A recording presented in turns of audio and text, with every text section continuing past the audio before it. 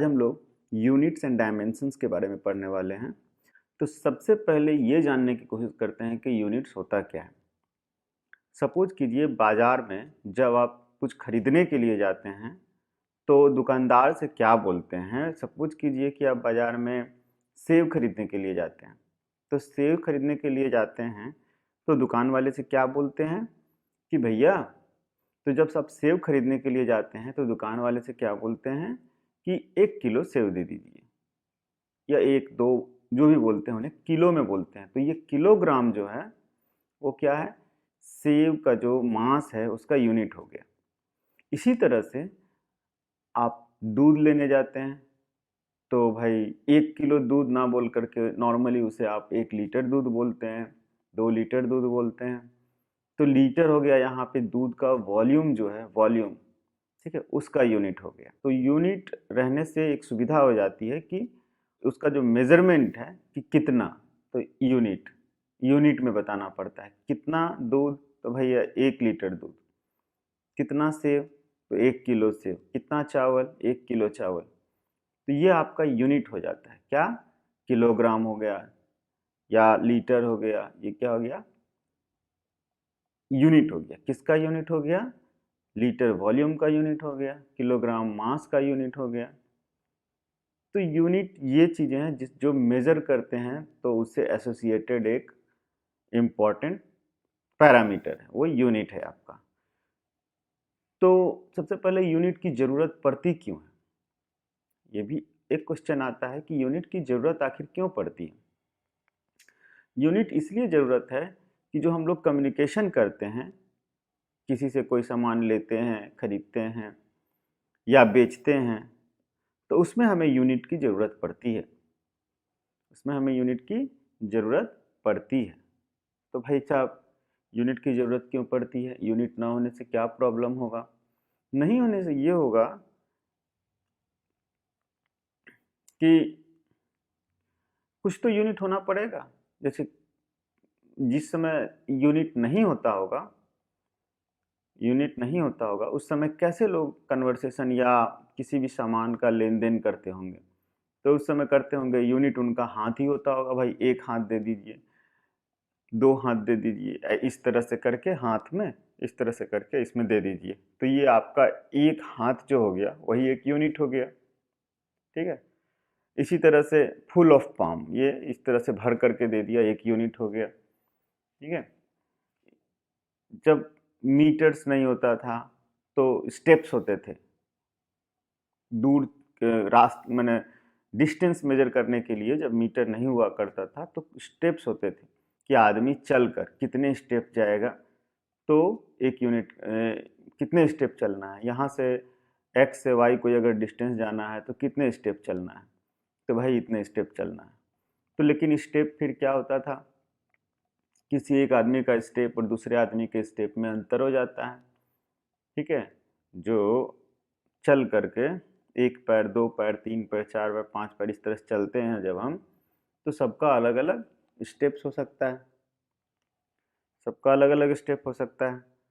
तो इसमें थोड़ा सा कन्फ्यूजन हो जाएगा, क्योंकि ये यूनिट जो है हर व्यक्ति के लिए, इसका मेजर्ड वैल्यू हर व्यक्ति के लिए मेजरमेंट अलग अलग हो जाएगा।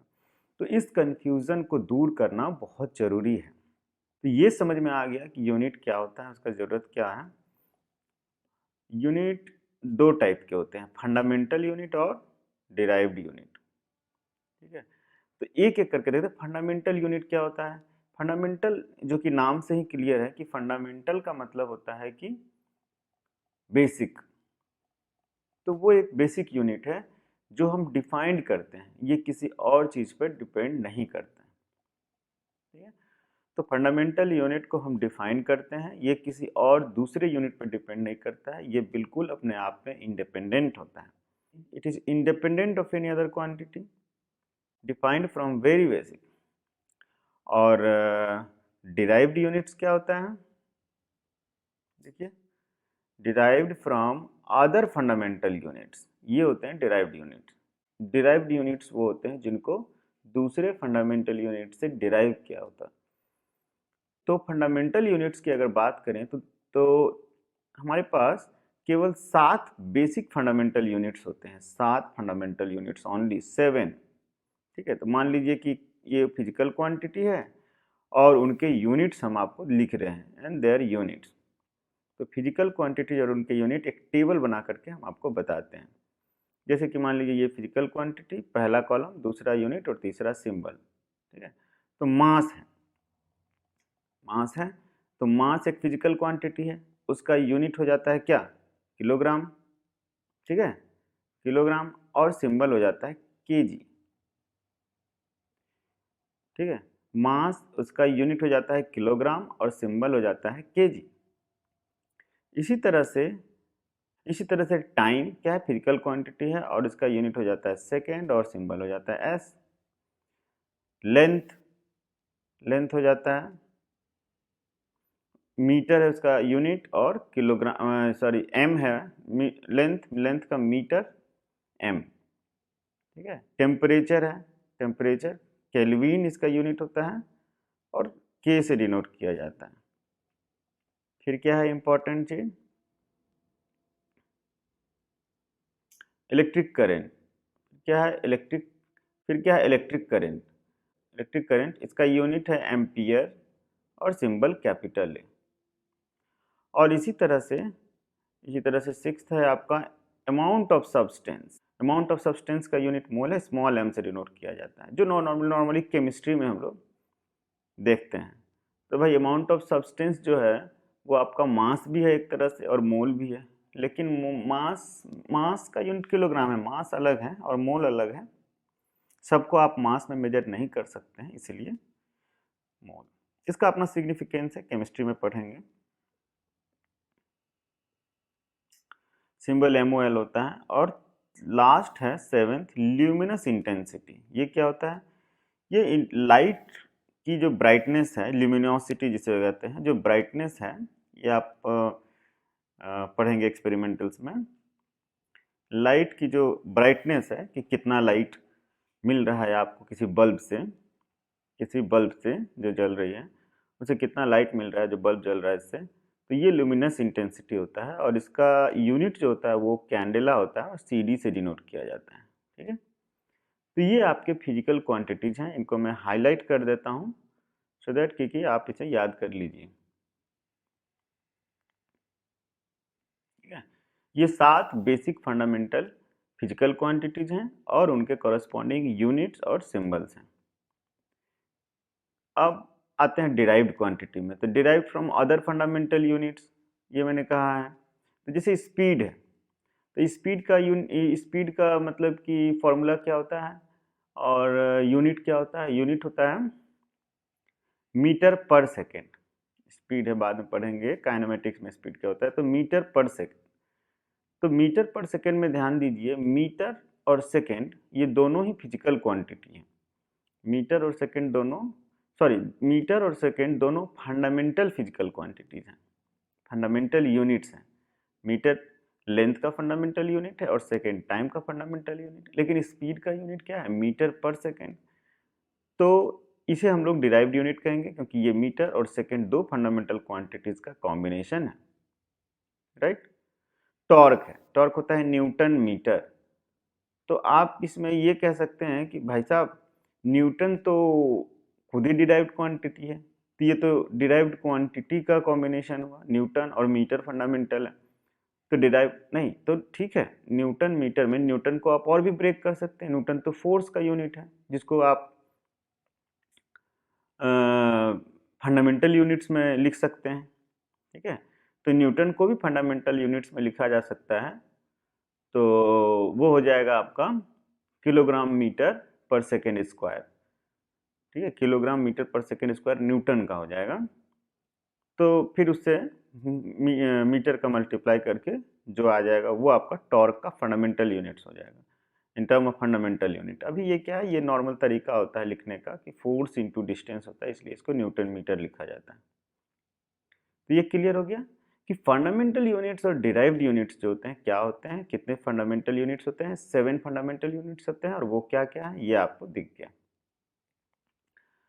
अब क्या है कि फंडामेंटल यूनिट्स के बारे में एक इम्पॉर्टेंट चीज़ आपको बता रहे हैं कि जैसा कि मैंने कहा कि हर कोई अगर अपने अपना यूनिट अपने अपने तरीके से कहने लगे तो एक प्रॉब्लम हो जाएगी, कम्युनिकेशन में प्रॉब्लम हो जाएगी। आपके लिए किलोग्राम का वैल्यू कुछ और होगा, मेरे लिए किलोग्राम का वैल्यू कुछ और होगा। जिस तरह से आपका जो स्टेप्स है, वो आपकी जो पैर की जो स्टेप्स हैं वो कुछ और हो सकती है, मेरी कुछ और हो सकती है, कुछ और लोगों की कुछ और हो सकती है। तो उस केस में ना प्रॉब्लम क्रिएट हो जाएगा, एक यूनिफॉर्मिटी नहीं रह जाएगी थ्रू द मैंने different different geography different peoples के लिए। तो इस कन्फ्यूजन को दूर करने के लिए कि एक यूनिट, एक किलोग्राम कितना होता है, एक मीटर कितना डिस्टेंस होता है, ठीक है, एक एम्पियर कितना करंट होता है, इस चीज़ को फिक्स करने के लिए, ताकि इस पूरी दुनिया में इसका एक ही वैल्यू रहे, चेंज नहीं हो, इससे कम्युनिकेशन मतलब आदान प्रदान जो है एक दूसरे के बीच में बहुत आसान हो जाएगा। ठीक है, तो वो क्या है, इसके लिए एक इंटरनेशनल ऑर्गेनाइजेशन स्टेप कमिटी बैठी, दुनिया के लोग मिल करके एक कमिटी बैठाएं और उन्होंने मिल करके डिसाइड किया कि भाई साहब 1 किलोग्राम का मतलब यही होता है, 1 किलोग्राम मतलब इतना ही मास माना जाएगा। और वो किसी एक स्टैंडर्ड मास से कंपेयर कर देते हैं जिसका वैल्यू टेम्परेचर मैंने बहुत कम बदलता है या ना के बराबर बदलता है, जिसका वैल्यू मैंने फिक्स रहता है। ठीक है, एक ऐसे चीज को स्टैंडर्ड मान लेते हैं जिसका वैल्यू फिक्स रहता है।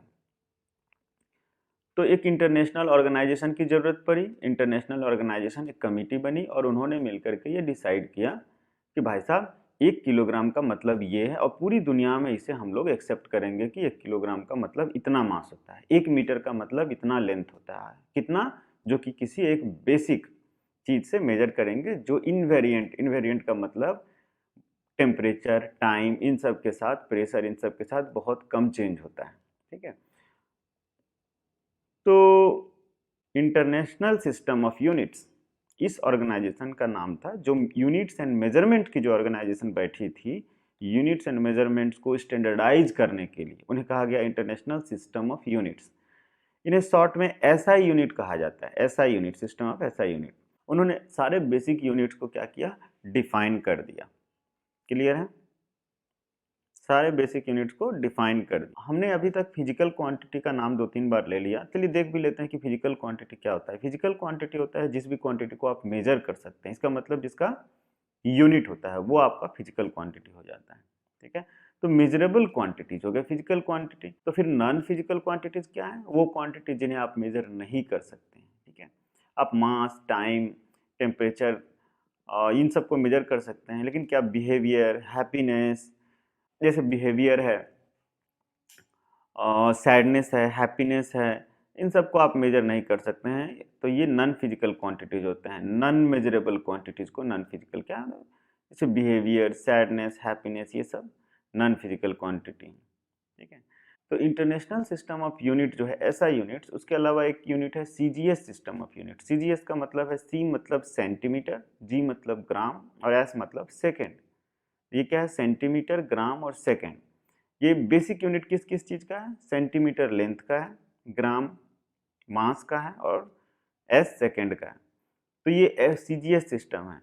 ठीक है, नॉर्मली सीजीएस सिस्टम की यूनिट्स में बट सबसे ज़्यादा प्रेवलेंट यूनिट जो है जिसमें हम लोग लिखते हैं वो ऐसा यूनिट है, ऐसा यूनिट इंटरनेशनल कन्वेंट के लिए। और इसी तरह से एक और यूनिट है एफपीएस सिस्टम। एफपीएस सिस्टम में एफ का मतलब होता है फुट, पी का मतलब होता है पाउंड और एस का मतलब होता है सेकेंड। तो फुट, पाउंड और सेकेंड, तो ये क्या है, फुट है लेंथ का यूनिट, पी है मास का यूनिट पाउंड और ऐसे सेकेंड का। नॉर्मली ये जो है ना यूरोप में ये यूनिट चलता है ज़्यादा करके, फुट पाउंड। तो जितने भी स्केल इन्वेंशंस लंदन इंग्लैंड के साइड में किया हुआ है, डच फ्रेंच इस साइड में किया हुआ है, डच यूरोप साइड में, वो लोग नॉर्मली ये यूनिट यूज करते हैं, फुट, पाउंड, सेकेंड। ठीक है, तो यूनिट के बारे में हमें क्लियर हो गया कि यूनिट क्या होता है। अब हम डायमेंशन के बारे में देखते हैं कि डायमेंशन क्या होता है। जनरल टर्म में डायमेंशन का मतलब होता है लंबाई, चौड़ाई, ऊंचाई, गहराई, इसे हम डायमेंशन कहते हैं नॉर्मल लैंग्वेज में। नॉर्मल भाषा में डायमेंशन का मतलब ये होता है, तो वो एक्चुअली स्पेशियल डायमेंशन होता है, जो स्पेस जो है उसका जो मेजरमेंट करते हैं हम लोग उसे नॉर्मल डायमेंशन में उसे लंबाई, चौड़ाई ये सब माना जाता है। बट एक्चुअली में फिजिक्स में डायमेंशन का मतलब होता है अलग। तो बट एक्चुअली में फंडामेंटल फिजिकल क्वांटिटीज जो हमने डिफाइन किया है अभी, 7 फंडामेंटल फिजिकल क्वांटिटीज, उनके सिंबल्स और उनके डायमेंशंस होते हैं, वो एक डायमेंशन है। जैसे लेंथ है, लेंथ क्या है, एक डायमेंशन है, और उनको हम लोग कैपिटल एल ब्रैकेट में करके दिखाया जाता है। तो फंडामेंटल डायमेंशंस हैं। फंडामेंटल डायमेंशन क्या है, देखिए जैसे मास है, मास को एम लिखा जाता है और इस तरह से इन्हें कैपिटल ब्रैकेट से घेर दिया जाता है, इस तरह से। जैसे मास है, मास क्या है, किलोग्राम, मास का यूनिट किलोग्राम होता है। मास का डायमेंशन एम लिखा जाता है। धीरे धीरे समझ में आ जाएगा, प्योर ठीक से समझ में आ जाएगा क्लियरली कि डायमेंशन क्या है, इसका मैंने यूज क्या है, वो भी हम धीरे धीरे देख लेंगे। फिलहाल इतना समझिए, मास है, उसका डायमेंशन एम लिख करके, कैपिटल एम, और दोनों तरफ से इस ब्रैकेट से इसे घेर दिया जाता है, कैपिटल ब्रैकेट से। तो ये मास हो गया। इसी तरह से लेंथ होगा, ठीक है, लेंथ, उसका डायमेंशन कैपिटल एल से घेर दिया जाता है। टाइम है, टाइम को कैपिटल टी से घेर दिया जाता है। एम्पियर को कैपिटल ए से घेर दिया जाता है। मोल को MOL, स्मॉल MOL से घेर दिया जाता है। केल्विन को कैपिटल के, टेम्परेचर का जो यूनिट है केल्विन, उसे कैपिटल के से घेर दिया जाता है। और कैंडेला को स्मॉल CD से घेर दिया जाता है। तो ये 7 फंडामेंटल फिजिकल क्वांटिटीज हैं। और जो राइट हैंड साइड में ये मैंने लिखा है ML, TA, मोल, KCD, ये क्या है, इनके डायमेंशंस हैं, ठीक है, ये आपके इनके डायमेंशंस हैं। तो डिराइव्ड क्वांटिटीज के डायमेंशन कैसे होंगे, डिराइव्ड क्वांटिटी से, जैसे स्पीड है, स्पीड का फॉर्मूला क्या होता है देखने की कोशिश करते हैं, और उनके डायमेंशन। तो फॉर्मूला हो गया मीटर पर सेकेंड, और डायमेंशन देखते हैं क्या होता है। तो जैसे स्पीड है, स्पीड क्या है, डिराइव्ड फिजिकल क्वांटिटी है, उसका फॉर्मूला है मीटर पर सेकेंड, और डायमेंशन जानने की कोशिश करते हैं क्या है। तो फॉर्मूला से डायमेंशन हम निकाल सकते हैं, फॉर्मूला से ही डायमेंशन का पता चलता है। जैसे मीटर पर सेकेंड, तो क्या लिखेंगे, मीटर बाई सेकेंड। तो मीटर का डायमेंशन, मीटर किसका है, लेंथ का, लेंथ है, लेंथ का डायमेंशन क्या होता है, कैपिटल एल। तो लिखेंगे capital L divide by time पर सेकेंड, मतलब टी।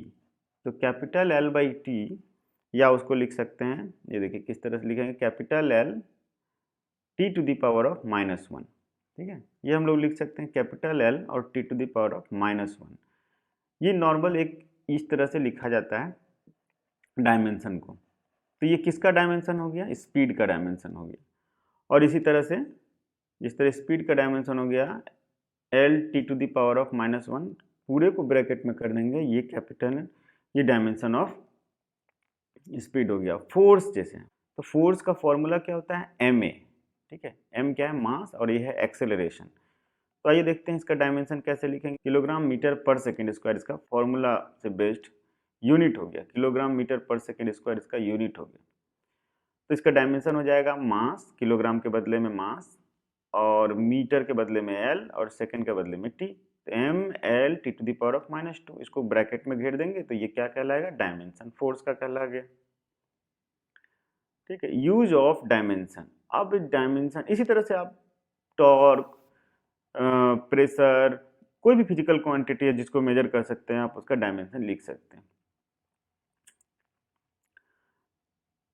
तो डायमेंशन पढ़ते क्या है, इनका यूज क्या है, फिजिक्स में क्या यूज है, तो देखिए देखते हैं, चलिए। तो सबसे पहले है कन्वर्जन ऑफ यूनिट्स जानते हैं। इससे क्या होता है ना, डायमेंशन अगर आप जानते हैं, डायमेंशनल फॉर्मूला किसी भी फिजिकल क्वांटिटी का जानते हैं, डिराइव्ड क्वांटिटी हो, तो आप ना एक यूनिट से दूसरे यूनिट में कन्वर्ट करना आसान हो जाता है, एक फॉर्मूला के बेस पर। क्या है, जैसे N1U1 इक्वल टू N2U2, ये एक फॉर्मूला है, ठीक है। कन्वर्जन ऑफ यूनिट का फॉर्मूला है N1U1 इक्वल टू N2U2। ये क्या है, U1 डायमेंशन है, U1 एक यूनिट में डायमेंशन है, एक पर्टिकुलर यूनिट में, और U2 क्या है, दूसरे यूनिट में उनका डायमेंशन है, दूसरे यूनिट में। तो जैसे N1 वैल्यू अगर हुआ U1 यूनिट में, और तो N2 वैल्यू जो होगा U2 वैल्यू U2 यूनिट में होना चाहिए। तो ये यूनिट कन्वर्जन में कैसे हेल्प करता है, एक एक N1 एंड N2 क्या है, न्यूमेरिकल वैल्यूज हैं, और U1 and U2 are corresponding units हैं। तो इसको समझने के लिए एक एग्जांपल लेते हैं, वहाँ से क्लियर हो जाएगा। एक एग्जांपल लेते हैं, सपोज कीजिए the value of G, G मतलब क्या है, कांस्टेंट, जी क्या है, यूनिवर्सल ग्रेविटेशनल कांस्टेंट है, ग्रेविटी, और उसका वैल्यू होता है 6.67 into 10 to the power of -11 newton metre square पर केजी स्क्वायर, ये होता है इन एसआई यूनिट। तो एसआई यूनिट में इसका वैल्यू होता है इतना। अब बोल रहा है क्या कि convert it into CGS system of unit. तो सीजीएस सिस्टम ऑफ यूनिट में ये एसआई यूनिट में है 6.67 into 10 to the power of -11 newton metre square पर केजी स्क्वायर, और इसको सीजीएस सिस्टम में बदलना है। ठीक है, तो जी का यूनिट लिखा हुआ है यहाँ पे, ये देखिए, ये जी का यूनिट है, न्यूटन मीटर स्क्वायर पर केजी स्क्वायर जो है जी का यूनिट है, कैपिटल जी का। तो डायमेंशन क्या हो जाएगा कैपिटल जी का, ये हो जाएगा m-1 L3T-। आप न्यूटन के जगह पर भी उनका डायमेंशन लिखिए, मीटर को लेंथ लिखिए, केजी को कैपिटल एम लिखिए, और देखिए ये यूनिट आता है कि नहीं, ये डायमेंशन आता है कि नहीं। तो ये एक डायमेंशन हो गया आपका। इस तरह से कैपिटल जी का डायमेंशनल फॉर्मूला हमें पता चल गया, n1 u1 equal to n2 u2, ये फॉर्मूला लिखते हैं। ठीक है, ये u1 हो गया, u1 क्या है, यूनिट 1 में डायमेंशन, और u2 क्या है, यूनिट 2 में डायमेंशन, n1 n2 क्या है, न्यूमेरिकल वैल्यूज हैं। तो ये हम फॉर्मूला, ये जो फॉर्मूला ऊपर में हमने n1 u1 equal to n2 u2 लिखा था ना, वो यहाँ पे हमने लिखा है। u1 u2 समझ में आ गया कि अब क्या है, जिस भी फिजिकल क्वांटिटी को कन्वर्ट कर रहे हैं दूसरे यूनिट में, उनका डायमेंशन है। ठीक है, तो ये हमने कर दिया। तो n1 n2 इक्वल टू हो गया n1 m1 by m2 to the power of -1 l1 by l2 to the power +3 and t1 by t2 to the power of -2। ये आपका क्या हो गया, n2 इक्वल टू। तो सपोज कीजिए कि n1 हमें पता है और एसआई सिस्टम है, 1 जो है एसआई सिस्टम है और 2 सीजीएस सिस्टम है। सपोज कीजिए 2 क्या है, सीजीएस सिस्टम है, और 1 एसआई सिस्टम है। तो उस केस में हम लोग n1 का वैल्यू हमें पता है, n1 का वैल्यू है 6.67 into 10 to the power of, suppose कीजिए कि 1 सिस्टम 1 जो है m1 l1 t1 ये एसआई यूनिट्स है, और m2 l2 t2 ये सीजीएस यूनिट है। ठीक है, यूनिट कन्वर्जन में क्या, तो n1 जो हो जाएगा वो 6.67 10 टू द पावर ऑफ -11 हो गया, एक यूनिट में उसका वैल्यू। तो m1 क्या हो जाएगा, 1 kg, और m2 क्या हो जाएगा, 1 ग्राम। ग्राम क्यों, ग्राम क्या है, सीजीएस सिस्टम में मास का यूनिट है। इसी तरह से m1 बाई m2 हो गया 1000 ग्राम बाई 1 ग्राम, दोनों को सेम यूनिट में करके न्यूमेरिकल वैल्यू निकालिए m1 बाई m2 का, जो कि 10 to the power of 10 to the power of 3 आए। इसी तरह से L1 बाई L2 का क्यूब करेंगे तो वो कितना हो जाएगा, L1 बाई L2 का क्यूब हो जाएगा आपका 10 टू द पावर ऑफ +6। ठीक है, और T1 बाई T2 का होल स्क्वायर हो जाएगा 1। तो n1 का वैल्यू हमें पता है 6.67 10 टू द पावर ऑफ -11, किसमें, ऐसा यूनिट, एक यूनिट में n1 में, जो कि ऐसा यूनिट है, और n2 में हमें निकालना है। तो n2 हो जाएगा 6.67 10 टू द पावर ऑफ -11 इंटू 10 टू द पावर ऑफ -3। ये कितना वैल्यू हो जाएगा इसका, 10 टू द पावर ऑफ +6 था, तो इसका वैल्यू हो जाएगा 10 टू द पावर ऑफ देख लीजिए, चेक कर लीजिए सही है कि नहीं, 6.67 into 10 to the power of -8। ठीक है, और सीजीएस सिस्टम में जो ये यूनिट है, इसको कहा, ये यूनिट होता है डाइन सेंटीमीटर स्क्वायर पर ग्राम स्क्वायर। ठीक है, डाइन सेंटीमीटर स्क्वायर पर ग्राम स्क्वायर, ये हो गया आपका सीजीएस सिस्टम में यूनिट किसका, यूनिवर्सल ग्रेविटेशन कांस्टेंट। तो हमने आसानी से निकाल दिया। तो ये आपका यूज हो गया, किस तरह से आप एक यूनिट से दूसरे यूनिट में कन्वर्ट कर सकते हैं। दूसरा यूज है करेक्टनेस ऑफ फिजिकल इक्वेशन। कोई फिजिकल इक्वेशन है t इक्वल टू 2π√L/g, ये एक फिजिकल इक्वेशन है, ये है टाइम पीरियड का। ठीक है, ये सिंपल पेंडुलम का जो टाइम पीरियड होता है उसका है। तो ये बोलता है कि time period in terms of length और acceleration due to gravity g जो है उसके फॉर्म में होता है। कैपिटल T जो है टाइम पीरियड है, t इक्वल टू 2π√L/g। तो इसका आप ये सही है कि नहीं ये आप चेक कर सकते हैं, क्योंकि डायमेंशनली इक्वेशन सही होना चाहिए, और डायमेंशनली इक्वेशन सही का मतलब है कि लेफ्ट हैंड साइड में जो डायमेंशन है, राइट हैंड साइड में भी वही डायमेंशन होना चाहिए। यहाँ पर लेफ्ट हैंड साइड में क्या है, टाइम है, और टाइम का डायमेंशन है सिंपल, टाइम का डायमेंशन t हो जाएगा ब्रैकेट में, इसी तरह से इसका डायमेंशन भी अगर टी आया राइट हैंड साइड में 2π√L/g का डायमेंशन भी अगर टी आया तो ये फिजिकली एटलीस्ट डायमेंशनली इक्वेशन सही है। जरूरी नहीं है कि ये इक्वेशन हर एंगल से सही हो, बट डायमेंशनली ये इक्वेशन सही होगा। और जो इक्वेशन डायमेंशनली सही होगा, ठीक है, वो इक्वेशन गलत भी हो सकता है फिजिक मैंने दूसरे सेंस में, बट डायमेंशनली सही होना जरूरी है। बट जो इक्वेशन डायमेंशनली गलत है वो तो डेफिनेटली गलत है। यही इसका फायदा है डायमेंशनली करेक्टनेस का, ठीक है। तो time period of simple pendulum है, तो लेफ्ट हैंड साइड तो टी हो गया, और राइट हैंड साइड क्या है 2π√L/g। 2π√L/g में देखिए L लेंथ है और G क्या है, G का यूनिट हो जाता है मीटर पर सेकेंड स्क्वायर, मतलब L t⁻⁻²।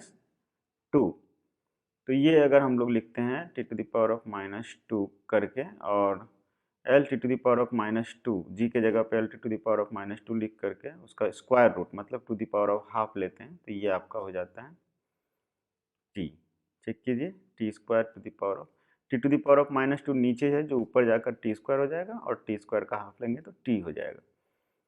तो राइट हैंड साइड का डायमेंशन भी t आ गया, लेफ्ट हैंड साइड का डायमेंशन भी t है। तो ये डायमेंशनली क्या है, t = 2π√L/g डायमेंशनली सही है।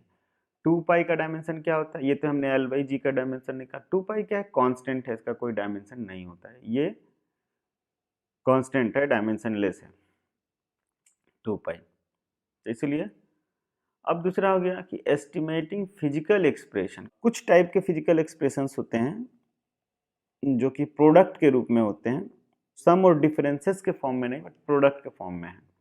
तो उनका हम लोग एक्सप्रेशन थोड़ा सा एस्टिमेट कर सकते हैं, एग्जैक्ट नहीं निकाल सकते हैं, बट एस्टिमेट कर सकते हैं। जैसे कि मान लीजिए टाइम पीरियड है सिंपल पेंडुलम का, जो कि हमें पता है। अब कैसे पता है ये हम क्वेश्चन नहीं करते हैं, हमें पता है, सपोज करिए कि L और G पर ये डिपेंड करता है टाइम पीरियड, पर कैसे डिपेंड करता है ये नहीं जानते हैं, बट डिपेंड करता है सपोज कीजिए कि L और G पर। तो हम एज्यूम कर लेते हैं कि L⁴ और G⁴ ए और बी क्या है, कांस्टेंट है। ए और बी क्या है, पावर है जो हमें निकालना है।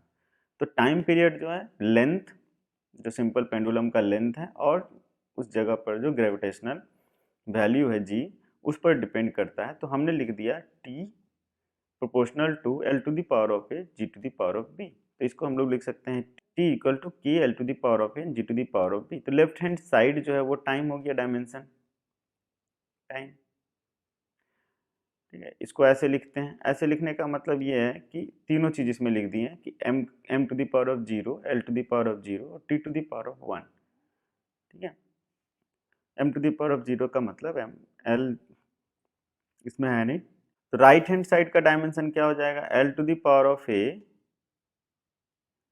और G का वैल्यू लिख देते हैं L⁻⁻², ठीक है। ये सब लिखने के बाद L⁴ और ये, तो लेफ्ट हैंड साइड में तो t है, राइट हैंड साइड में L⁴A+b हो जाएगा और T⁻⁻² भी हो गया, ठीक है।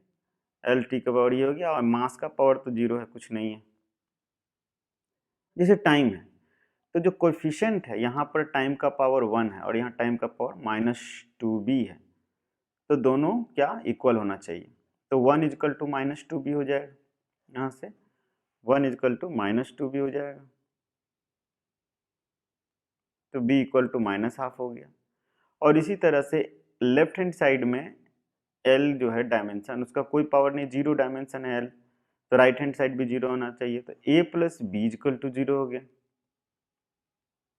तो यहाँ से a का वैल्यू आ जाएगा ½ तो a और b हमें दोनों पता चल गया, k L⁴R G⁻⁻½ दोनों आ गया। तो k, तो t = हो गया K√L/g। अब k क्या है, कांस्टेंट है, जिसको इस डायमेंशनल एनालिसिस से हम लोग नहीं निकाल सकते हैं k का वैल्यू। ये इसका लिमिटेशन है कि जो कांस्टेंट है एक्सपेरिमेंट में वो हम नहीं निकाल सकते हैं। उसको निकालने के लिए, इस k का वैल्यू जानने के लिए आपको एक्सपेरिमेंट परफॉर्म करना पड़ेगा, और वहीं से आप निकाल सकते हैं। आप एक्सपेरिमेंट परफॉर्म कीजिए और वहाँ से आपको k का वैल्यू मिल जाएगा। एक्सपेरिमेंटली k = 2π√L/g ये पाया गया है। अब एक नया चीज देखते हैं, प्रिंसिपल ऑफ होमोजेनिटी। ये क्या होता है, प्रिंसिपल ऑफ होमोजेनिटी क्या होता है।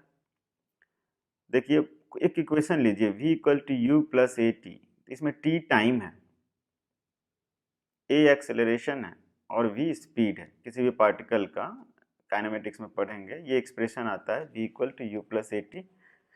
वी स्पीड है, ए एक्सेलरेशन है, टी टाइम है, स्ट्रेट लाइन में सपोज कीजिए कोई पार्टिकल मूव कर रही है तो उसके लिए। तो प्रिंसिपल ऑफ होमोजेनिटी ये कहता है कि लेफ्ट हैंड साइड में ये जो एक्सप्रेशन है, राइट हैंड साइड में जो अलग अलग एक्सप्रेशन है, तो जो भी टर्म इस तरह से एडिशन सब्सट्रैक्शन से जुड़ा हुआ है उनका डायमेंशन सेम होना चाहिए।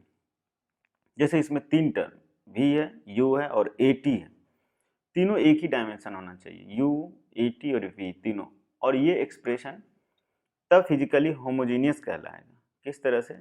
v और u तो एक ही है क्योंकि इनकी स्पीड है तो इनका डायमेंशन क्या हो गया, v और u एक ही है तो इनका स्पीड है तो इनका डायमेंशन क्या हो जाएगा, सेम हो जाएगा। चेक करने की जरूरत नहीं है, केवल at जो है इसको देख लेते हैं डायमेंशनली कि स्पीड और स्पीड के बराबर है कि नहीं, जिसको चेक करते हैं। v और u तो 80 हो गया, डायमेंशनली सेम होना चाहिए, तो चेक करते हैं। v हो गया l to the power of -1, v और u दोनों का डायमेंशन यही हो गया। एक का डायमेंशन क्या हो जाएगा, एक्सेलरेशन का मीटर पर सेकेंड स्क्वायर, मतलब length t to the power of -2, ठीक है, इंटू टी, ठीक है, तो ये हो जाएगा l to the power of -1। देखिए at का डायमेंशन भी वही हो गया जो v और u का डायमेंशन था। डायमेंशनली ये क्या हो गया, करेक्ट हो गया। अब क्या है, कुछ टर्म्स ऐसे होते हैं जो डायमेंशन लेस होते हैं, फिजिकल क्वांटिटी जिनमें डायमेंशन नहीं होता है। वो क्या है, जैसे कि ऑल ट्रिग्नोमेट्रिक फंक्शंस जो होते हैं उनका कोई डायमेंशन नहीं होता है। एक्सपोनेंशियल टर्म्स, लॉगरिदमिक टर्म्स जो होते हैं उनका कोई डायमेंशन नहीं होता है। Sine theta, cos theta, tan theta, इनका कोई डायमेंशन नहीं। e to the power of x, a to the power of x इनका नहीं होता है। log x इनका कोई डायमेंशन नहीं होता है। m to the power of 0, l to the power of 0, t to the power of 0 इनके डायमेंशन को लिखा जा सकता है। इनका वैल्यू होता है फिक्स नंबर्स, मैंने रियल नंबर्स में इनका डायमेंशन नहीं होता है। तो अब इनका लिमिटेशंस देखते हैं कि लिमिटेशन क्या क्या है। एक लिमिटेशन ये है कि जो फिजिकल कांस्टेंट होते हैं वो हम नहीं निकाल पाते हैं। ये देखा, constant can not be found using this dimensional analysis. और दूसरा ये है कि डायमेंशनल लेस टर्म्स जो होते हैं वो भी नहीं पाए जा सकते हैं by analysing, like sine theta, cos theta, e to the power of x, log x, इनका वैल्यू हम लोग आप डायमेंशनल एनालिसिस से नहीं निकाल सकते।